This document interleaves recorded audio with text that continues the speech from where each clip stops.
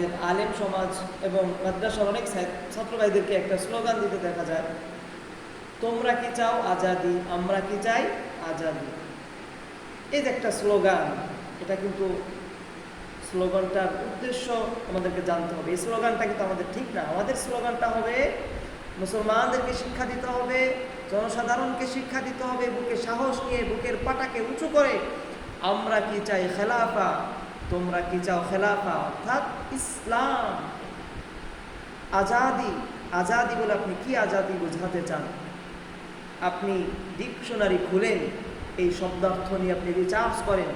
এই আজাদি স্লোগান এটা কাদের স্লোগান? এই আজাদি স্লোগান শুধু আপনারা দেন না, এই আজাদি স্লোগান আমরা কি চাই আজাদি, তোমরা কি চাও আজাদি, এগুলো বামপন্থীরাও এই স্লোগান দেয়, এটা নাস্তিক এই স্লোগান দেয়, আপনি মুসলমান এই স্লোগান দেন। এটা কেমন কথা? এটা নাস্তিক যে স্লোগান দিচ্ছে, বামপন্থীরা যে স্লোগান দিচ্ছে, সে স্লোগান আপনি কেন দেবেন? আজাদি মানে আপনি জানেন এই স্লোগানটা কতটা ক্ষতিকর, কতটা ইসলাম বিদ্বেষী, ইসলাম বিরোধী। আমি সংক্ষিপ্ত আলোচনা করব, এর অনেক ডকুমেন্ট আমার কাছে আছে, অত ডকুমেন্ট আমি বলবো না, আপনি খুঁজে নেন গে যদি বিশ্বাস না হয়।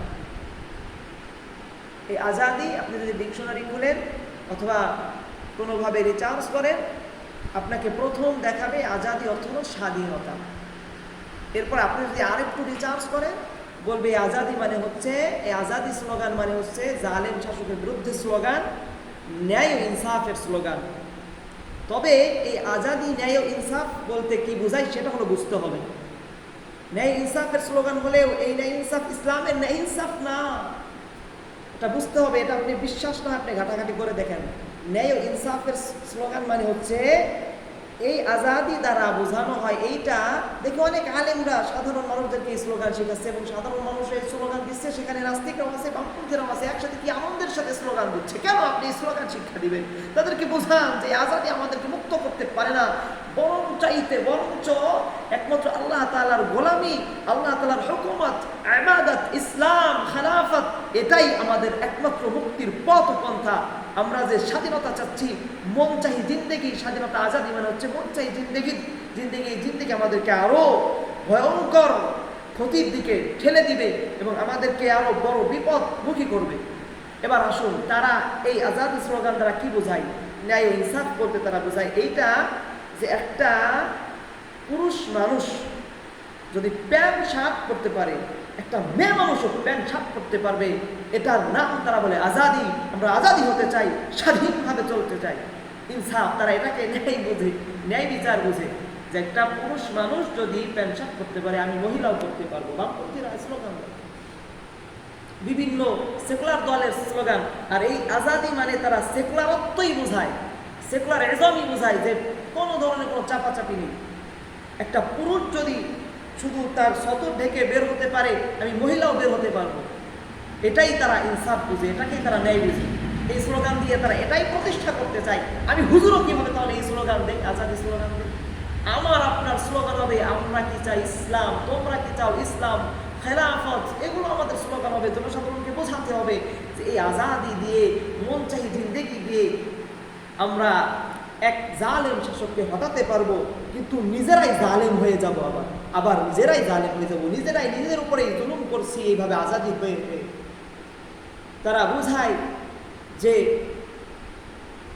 একটা নারী যেখান থেকে ইচ্ছা সেখান থেকে তার বাচ্চা তার পেটে গর্ভধারণ করবে, এটা তার স্বাধীনতা, এটা তার ইনসাফ। একটা পুরুষ যদি 2টা বিবাহ করতে পারে, একটা নারীও 2টা বিবাহ করতে পারবে, এটা নাকি ইনসাফ। এই আজাদি দিয়ে তারা এইভাবে স্বাধীন হতে চায় যে আমাদের উপরে কেউ যেন কোনো এরকমভাবে কোনো বিষয়ে চাপ প্রয়োগ করতে না পারে।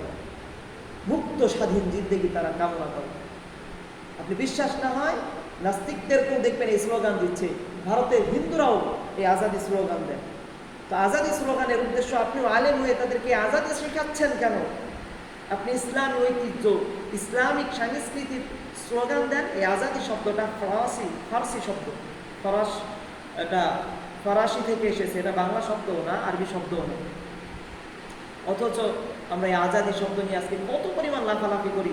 অথচ এই আজাদি স্লোগান বেপর্দাওয়ালা নারীরাও স্লোগান দেয়, যারা গেঞ্জি প্যান্ট শার্ট পরা নারী, এরকমভাবে পতিতালয়ের মেয়েরাও স্লোগান দেয়। কেন স্লোগান দেয় জানেন?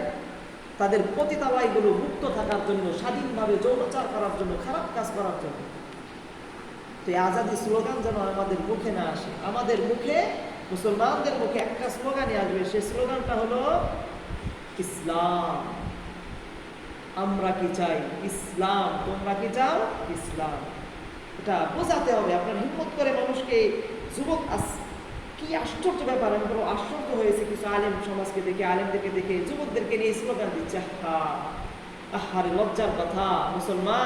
মুসলমানদের গর্বের বিষয় ছিল ইসলামী খেলাফত, আজকে তারা সেকুলারিজমের স্লোগান দিচ্ছে।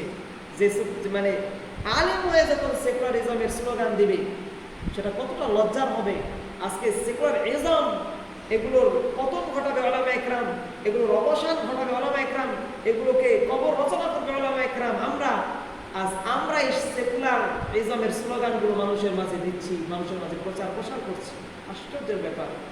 বরং আমাদের স্লোগান মানুষকে বোঝাতে হবে যে আজাদি স্লোগান দিয়ে তোমরা যে আজাদি চাচ্ছ, এই আজাদি শান্তির আজাদি না, এটা তোমাদেরকে আবার আর একটা গোলামির মধ্যে জিনজির পরাবে, গোলামির মধ্যে আবদ্ধ করবে। বরঞ্চ শোনো হে যুবকরা, শোনো, আমার হাতে হাত রাখো, তোমরা ঐক্যবদ্ধ হও, আমার কাছে বাইয়াত গ্রহণ করো এই মর্মে যে যতদিন আমার দেহে প্রাণ আছে, আমার জীবন আছে, আমার শিরা উপশিরায় রক্ত প্রবাহমান আছে, ততদিন পর্যন্ত আমরা একটাই স্লোগান দিব, সেটা হলো আল্লাহর জমিনে আল্লাহর আইন চলবে, আল্লাহর হুকুমত চলবে, আল্লাহর ইবাদত চলবে। আমার মনের আজাদি চলবে না, আমার মন চাহি জিন্দেগি চলবে না, তোমার মন চাহি আইন চলবে না, রাষ্ট্রের মন চাহি আইন চলবে না, সরকারের মন চাহি আইন চলবে না, কোন আজাদি কিচ্ছু নেই। একটাই মুক্তির পথ, সেটা হচ্ছে ইসলামী খেলাফত। মুক্তির পথ একটাই, সেটা হচ্ছে ইসলামী খেলাফত। এটা সর্বোচ্চ ছড়িয়ে দাও। আমি তোমাদেরকে বলছি, তোমরা অন্যদেরকে বলে দাও, অন্যদের কাছে পৌঁছে দাও। আজ আমরা বামপন্থীদের স্লোগান দিচ্ছি। আল্লাহ আমাদেরকে হেদায়েত দান করেন, বুঝ দান করেন।